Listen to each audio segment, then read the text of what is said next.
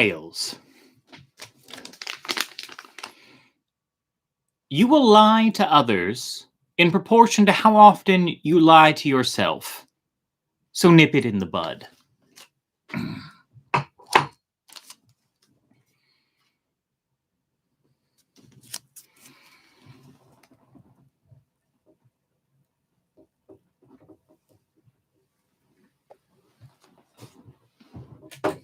Hello, and welcome to Storytime with Isto.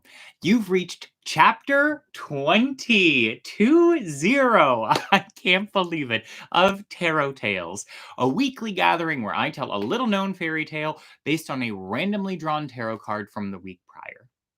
Those of you that were with me 2 weeks ago know that I drew the Queen of Wands, which is this beautiful regal card. Some things to point out. We've got cats galore. We've got cats on the top of her throne. We've got cats at the base of her throne. We've got this black cat at the bottom here. Very witchy, very regal, very powerful.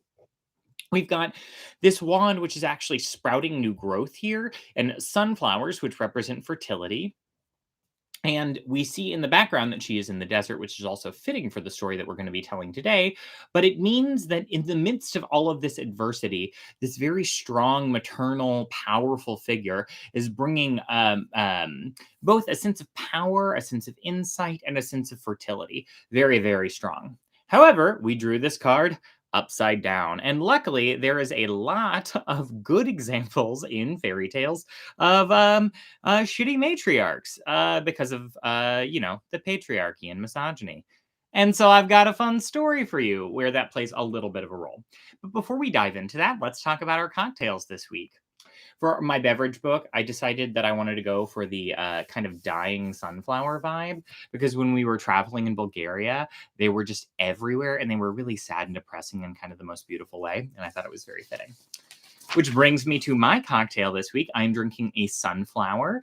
And I really like bookending these books, book 2, with kind of like tastes of the very first cocktail I made, which was a Death in the Afternoon, absinthe and champagne. So this cocktail has like a little absinthe rinse.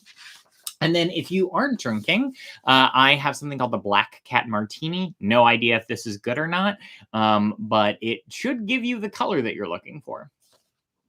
All right. Now, before we dive into the actual story, general request that if you are new to the show, please like this video, subscribe to this channel, share it with your friends. If you have any friends that would like to help out a homosexual, that subscribe means a lot to me in my world. The other thing that I should note is that I have left my door of my study open to kind of vibe with the cat energy. So we may have some cats come and go. I haven't done this live before, so we'll see how it works out. All righty. So I decided, even though I've been mixing things up quite a bit in this last half of the season, that I would just go a little bit more traditional. So I've got a lot of characters. I've got a very weird story that is Aarne, Thompson, Uther approved. And I've got some fun vocab words that I think that you all might enjoy. So please join in the chat if you're there. Hello, everyone. And if you're watching this later, please leave a comment down below with anything that sticks out. And without further ado, let us dive in to Chapter 20, The Queen of Wands and the Nightingale that Shrieked. This happened, or maybe it did not. The time is long past, and much is forgot. A king once sent his crier throughout the kingdom to inform the people that for 3 successive nights they must light neither lamp nor fire, that their houses must show no spark or glimmer of light, or they will suffer a terrible punishment. Night fell, and the king and his minister disguised themselves to look like wandering dervishes. And here we have our first vocab word, which is dervish, which you may have heard of before. I was so excited to get to learn about this. So I've got two different ends of the dervish spectrum here. Both of these are holy terms, representing somebody that is really devoted to their religiosity. On one end, we have the mendicants, so people that abstain from any kind of frivolity in life and basically subsist on begging or almsgiving. And that's probably what our two main characters are doing. But I would be doing you a disservice if we didn't have the fun dervish, which you've probably heard of, which is whirling dervishes. So, whirling dervishes comes from this sect of Islam called Sufism, which is this form of mystical Islam. So, you may have seen them like kind of spinning around nonstop in circles. Now, mysticism in and of itself refers to this idea of going into an altered state of consciousness in service of spiritual enlightenment. And every major religion has this to a certain degree, but Sufism is the primary one in Islam. And you may be surprised to learn that our favorite Instagram poet, Rumi, which is why I have this image right here, was the primary founder of Sufism. He was a big advocate for this idea of trying to reach this altered state through music, the recitation of poetry. And the legend goes that he was walking through a marketplace and he heard the prayer being in the beating of gold, like in the marketplace. And he was so taken aback that he started spinning. And now the whirling dervishes, the whirling, what was the term? Sufi whirling is now actually still a common way to kind of meditate on religion. So we have that. That may be what you've heard. Going back to our poet Rumi, of whom I could spend a lot more time talking, but we won't dive into it. But what you really need to know is these two main characters, in order to sneak around town, are dressing up kind of as the mendicant dervishes and probably beggars so that they aren't noticed. Okay. The king and his minister disguised themselves to look like wandering dervishes. Together they roamed the streets of the city, from which every foot had withdrawn, since the night was black as blindness. There was not a sight to be seen, but on turning a corner, the two noticed a faint glow coming from a hut that stood by itself. They peeped through the window and saw three girls busily spinning wool in the light of a lamp which they had dimmed upon an upturned sieve. One girl was saying to the others, "Oh, I wish I were to marry the Sultan's baker. Then I should have bread to eat as often as I wanted." The other said, "If only I were the wife of the Sultan's cook, then I should dine off meat every day of my life." But the youngest said, "I would never consent to marry any lesser man than the Sultan himself. If he made me his queen within the year, I should bear him twins, a boy with locks of silver and gold, and a girl for whom the sun shines when she smiles, and the rain falls when she weeps." In the morning, the minister came from the palace to summon the three young girls to the king's presence. The first two sisters shrank back in the door-stones and trembled, saying, "Oh, Allah protect us, as we stand between two fires. If we obey the king's orders and do not work at night, we die of hunger. And if we disobey, we die of punishment." But the youngest sister told the minister, "Let the king send us fine robes to wear, for we are poor and have no clothes in which to enter a royal court." And so he did. When the three girls stood before the king, they wore gowns of velvet striped red and black. They say, I'm going to interrupt a couple of times in the story. This is Egypt, and there's a long, beautiful introduction that talks about how there are these kind of maxims that get added in to kind of like highlight the morals. And they feel a little out of place. So I will just try and highlight them. But I just really, really love this saying. They say, "The talk of the evening is covered with butter and melts in the morning." Fun fact. One time when I was drunk in college, I challenged the like heaviest drinker to a drinking contest because I was drunk and I felt like I was on top of the world. And I got everyone rallied up on this idea. Like I went around to tables that didn't know me. I was like, we're going to do this. It's going to be a whole thing. And then the anxiety set in the next day. And then I felt like I needed to call a whole bunch of people the next day and let them know I wasn't going to do the drinking contest, which you may be thinking, no, you don't. You didn't need to do that, Isto. But in fact, I actually did. And a lot of people were really upset about it because people had gotten excited. So the talk of the evening is covered with butter and melts in the morning. But the king married the eldest girl to his baker, as she had wished, and the next to his cook. The youngest girl, who had said, I shall bear the sultan twins, a boy with locks of silver and gold, and a girl for whom the sun shines when she smiles and the rain falls when she cries. This girl he kept for himself. Oop. He kept for himself. And as soon as the necessary preparations were made, they were married according to the tradition of the prophet. Now, who grew jealous of her? The king's older wife. As one before our times had said, when have women loved a fair-skinned girl or men loved a hero? A phrase which here means no women can like each other if one is beautiful than the other, and no men can like other men if one of them is the actual hero. Not a great saying. But this does give us a nice little segue to talk about our second vocab word, which is polygyny, which maybe you have heard of. I had only heard of the phrase polyandry, which is when one woman might have multiple male partners. But this is the more common form of polygamy, which is where there is one man that has multiple wives. So first of all, I just didn't know this word, polygyny. I had to like practice it a whole bunch. I have it like written on the back of this card because I had a hard time saying it. And this is represented in a lot of different religions. I'm not going to dive into the logistics of any of it because it lives in that kind of weird space where on one hand, I like to be sex positive and I like the idea of there being kind of like the breaking down of general societal norms. And on the other hand, I don't like anything that could feel like it might be oppressive to women. And I feel like this falls into that little middle ground and I don't know what to do about it. So I'm not going to break anything down. I'm just going to say there's a link to this in the description if you want to fall down a Wikipedia hole.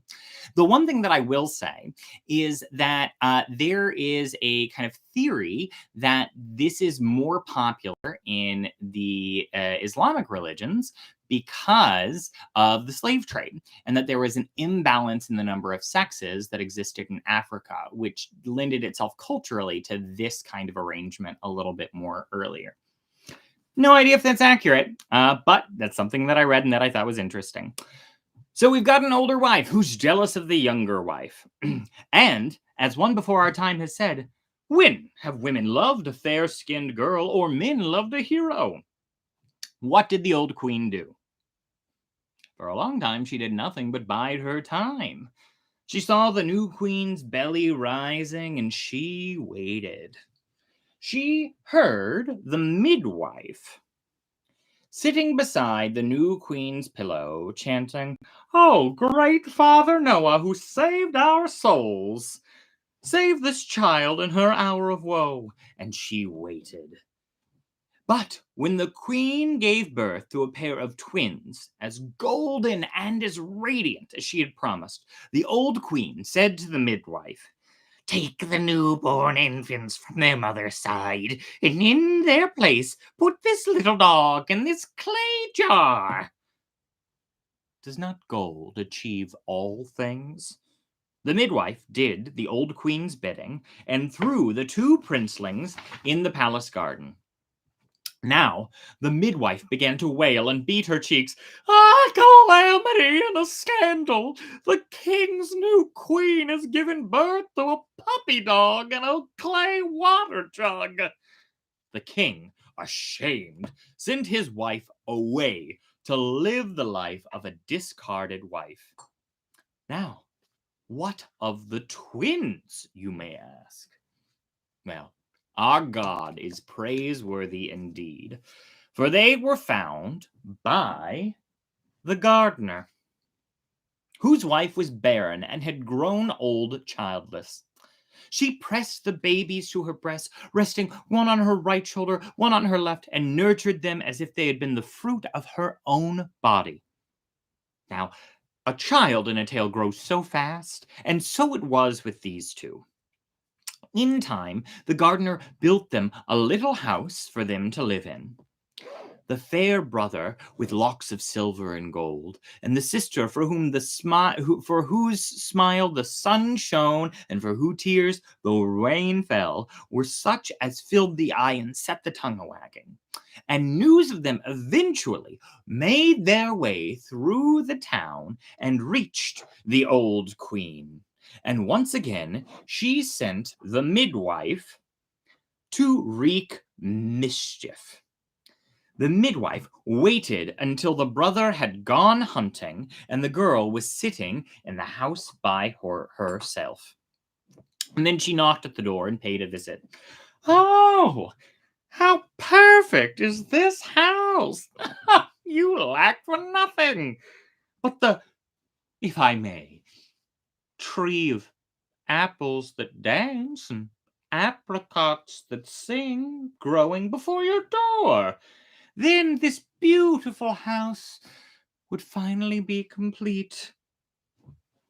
When the brother returned, he found his sister weeping. "Why such tears?" he asked. And she told him of the midwife's visit, confessing that now she could not be truly happy until she had the magic fruit tree growing by her door. "Gather up provisions for a journey, and I shall set out tomorrow morning in search of your tree," said her brother. The next day, the boy began to walk, trusting his faith to the All-Merciful. From place to place he traveled, asking where he should seek for the magic tree, but none knew how to advise him. At last, he reached the foot of a high mountain. He climbed to its top, and there stood a ghoul. We'll address this ghoul in a minute, but first, our final vocab word, which is in fact ghoul. All right, so maybe you've heard of a ghoul before. I thought a ghoul was basically synonymous with a ghost. I was wrong. So, a couple things about ghouls. First of all, the idea of a ghoul comes from a pre-Islamic Arabian tradition. And it was first depicted in this book in 1782 called Vathek, an Arabian Tale. And it was one of the first Gothic novels that gave inspiration for books like Dracula in 1879 and Frankenstein in 1818. So this was like the original Frankenstein, which I think is really cool. I love a Gothic novel tradition. So female ghouls might be called ghoulas, but the ghouls themselves, they hang around cemeteries traditionally, and they eat human flesh. So they're actually a lot closer to a zombie than a ghost. There are some other myths that they wander around deserts and they can shapeshift, which may make a little bit more sense for this story, but that's the general vibe that we've got. Only other thing that I'll say is that there are some apocryphal texts of the Quran that talk about origin stories of a ghoul. So, I got to go check those out. Very cool. Maybe a future book or two. All right, so we got a ghoul. Climbed all the way up to the mountain and found a ghoul with one foot pointing to the east and one foot pointing to the west. The hair of his head was matted and covered his brow. The hair of his brow was thick and covered his eyes. "Peace, O Father Ghoul," said the boy. "Had not your greeting preceded your speaking, I should have torn you limb from limb and snapped your bones and picked them clean," the monster replied. The boy, without fear, went up to the ghoul and cut the knotted hair on his head and shaved the bushy hair of his brows.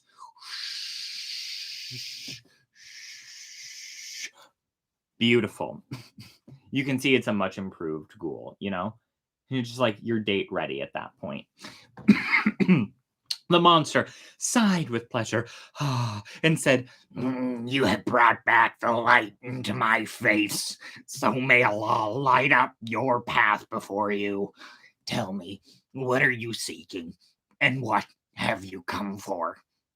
The boy explained his search for the magic tree, and the ghoul said, If you follow this road, you will come to the land of the ghouls. The tree that you seek grows in the garden of the king. Continue along this road, and you will see my sister sitting at her hand mill, grinding salt or fine white sugar. If you find her grinding salt, stop where you stand and do not let her see you, lest you shall die. But if she should be grinding sugar, run to her as quickly as you can and nurse at each of her breasts. For once you have tasted her milk, she will do you no harm but help you as a mother loves a son. The boy did as the ghoul told him.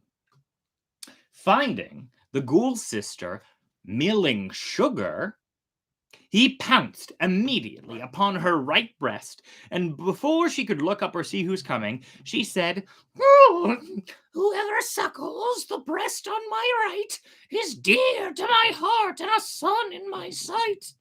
And when he turned to the other breast, she said, Oh, whoever suckles the breast on my left is dear as the son whom I love the best. What is the cause of your coming? She asked the boy. And for what reason will you be going? And then he told her about the tree of apples that dance and apricots that sing. And she said, Oh, wait till my 7 sons come home in the evening. They will help you. But for your protection, I must hide you. And she turned him into an onion, like the other onions in her basket.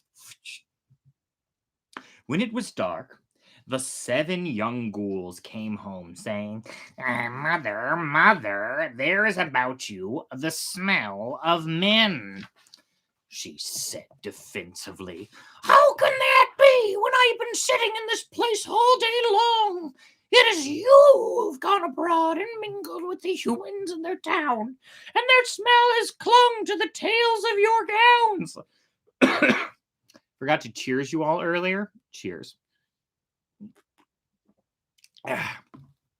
Despite her words, the young ghoul said, If you are hiding a woman, we should like to guard her as a sister. And if you are hiding a man, we shall help him like a brother. May God protect him and visit a traitor's punishment on his betrayer. At that, the mother turned the boy back into his own shape and told her sons how he was searching for the tree of apples that dance and apricots that sing. The youngest said, Oh, climb onto my back, and I shall carry you there in the twinkling of an eye. And so the boy flew on the back of the youngest ghoul back to the garden of the king of the ghouls. And with a monster strength, the young spirit uprooted the tree of apples that dance and apricots that sing. And the boy took it without delay to his sister and planted it by the door of their house. Well, what did the old king's wife say when she saw this mystical tree? She sent for the midwife and had him visit the sister again. Oh, how cool it is in the shade of your tree, and how merry it is to see the apples dancing and hear the apricot, the midwife said. Now, indeed, you own everything there is to own. That is except Bubulasaya, the shrieking nightingale. Oh, how can I find the shrieking nightingale? The girl asked. Oh, he who brought you the tree of dancing apples and singing apricots will surely bring you Bubulasaya, the young woman said. And the sister told her brother about the nightingale and admitted that she could not possibly live happily until she possessed it too. And the boy loved his sister, and to make her content, he set out once again. This time, he took the shortest road possible to the home of the ghouls, his adopted brothers, and the youngest flew him to the aviary of the king of the ghouls, and showed him the cage that held Bubble Asaya, and went to the cage, and with great strength again lifted it from its hook and brought it home to his sister. This isn't really a vocab word, but it's probably like a decent time for us to just talk real quick about this. Because you may be asking, what the fuck is this bird called Babulasaya about? So, if you watched the Gingerbread Man episode, throwback, I talked a little bit about this thing called the Aarne Thompson Uther Index. And this is story of type 707. And I didn't realize it when I found it because I was trying really hard to find stories that were interesting from different cultures, but there's a lot of overlap. And so there's a very similar pattern that exists in other different backgrounds, where there is kind of this, you've got to go get this one hard thing and then another hard thing and then a third hard thing and then something magical happens. This kind of falls into that same idea. Babulasaya is this kind of like mythical Arabian singing bird, or speaking bird, that is also kind of represented in a number of these kind of Aarne Thompson Uther type 707 versions that exists. And so that's what this bird is. It's not meant to be giant. This is just, a bird that's a callback to an earlier story this season. And I thought it would be nice and kind of appropriate and creepy. Points to anyone if you can remember what the name of this bird is. Not the bird's name in the story, but like what type of bird this actually is. It's supposed to be a nightingale, but it isn't. If you can put this in the chat live, I will pay you $50 on Venmo at the end of this episode. Challenge extended. Okay. He grabbed Babulasaya, grabbed it from its hook, and brought it home once again to his sister. Now, the gardener, seeing that the wonders that his children had collected, the mythical speaking bird, and the tree with the dancing and the singing fruits and the golden cage, went to the king, and he said, "Listen, for 40 years I have worked in your garden, and you have never come to visit my house. Now I need you to come and eat my food."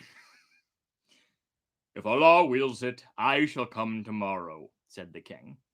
And the next day, when the king entered the gardener's yard, the apples danced and the apricots sang on the tree in front of the children's house, and Babulasaya began to shriek from his perch and said, "Who but a she-dog born of a she-dog knows how to whelp pups? A queen can only bear noble lords and ladies fair. Our sultan's wife bore no pup of jug and water, but a golden son and a comely daughter. A boy with shining locks of gold and silver. A girl, why, the sun shines at her laughter." And so the king discovered that the brother and the sister were his own twin son and daughter. And he called the mother back from her seclusion and ordered her a feast to last 40 days and 40 nights to celebrate her return.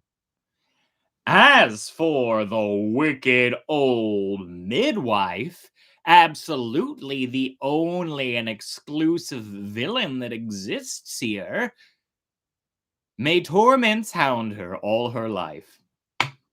The end. 20 episodes, y'all. Book 2 is done. And look at it. Look at this beautiful book that we have. Oh, I'm so proud of it. My gratitude for this week goes to every single one of you that has come to this show live, or that has reached out to me over this last, that has reached out to me over this last season. Definitely had some dwindling participation for the live shows. That's totally cool. I get it. But I do want to send a little shout out to those folks because it means the world to me. All righty. I hope you liked that story. I liked the vibe that it was from Egypt, and we had the pyramids in the background, and then we also had the kind of evil stepmother, or I guess I should say the older wife, who is kind of representing the Queen of Wands reversed throughout all of that. I still love the kind of bizarre teat sucking that happened in the middle there, which is not, I presume, in the other versions of the Aarne, Thompson, Uther index versions of this. All right. Well, the next thing to do is for us to draw cards for the next book 3, coming out in the winter of 2022. But before we do that, a clue. By now, I hope you've learned the game. Each set of 5 the very same. If you have solved these mysteries, you found 4 places dear to me. Each space I've walked and was inspired when my anxieties conspired to make me feel this world was none but stale, weary, flat, and done. And through those steps, my life would shift, slowly with space for dreams to drift. And all that thinking led me here, a ponderous, preening puppeteer. So, map them out. Go drop a pin, for soon the real fun begins.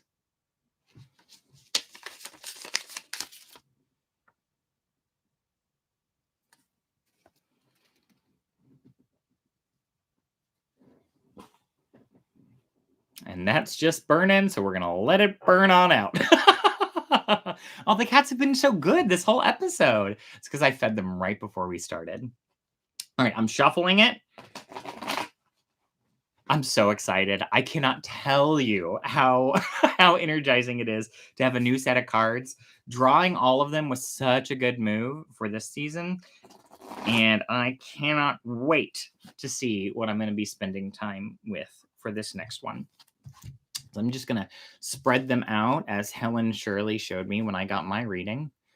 And let's see. So this first card is like extra special because I feel like I'm stuck with that energy for the entire interim period between this season and the next one. So, chapter 21.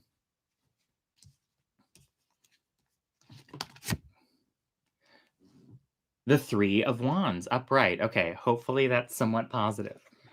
Okay.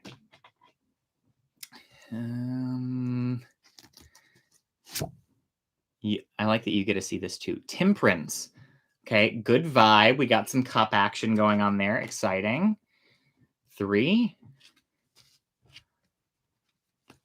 Oh, no. It's over here. I feel it. Which one is it? No, it's back here. It's this one. Okay, we've got the King of Swords reversed. It's 3. Okay, let's go for 4. 4 is this penultimate one here. What is it? Ooh, we've got the 5 of Pentacles reversed. Okay. 1, 2, 3, 4. Okay, 5. No, I'm just feeling them all over here. Let's mix up this energy a little bit. My goodness. Okay. Okay, 5. We've got the Knight of Wands. 6. Ooh, we've got the Chariot reversed. Ooh, I'm excited. We've got some Sphinx on that. 2, 3, 4, 5, 6. Okay, we need 7. Over here, let's even it out. Just the bottom one. What's the bottom one? We've got the Knight of Swords reversed. Okay, 8. Ooh. We've got the 8 of Wands. Okay, exciting. Okay, 1, 2, 3, 4, 5, 6, 7, 8. Okay, we got 2 more. 9. Everyone calm down. Contain your excitement. All right. 9 is this one, which is the Knight of Cups reversed. Ooh, very knight heavy. Okay, and then our final one. I'm going to do one final shuffle for episode chapter 30. All right, mix those together and...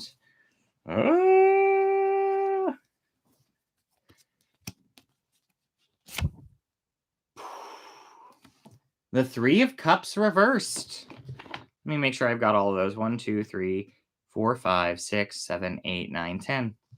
All right, folks. We've got our next book.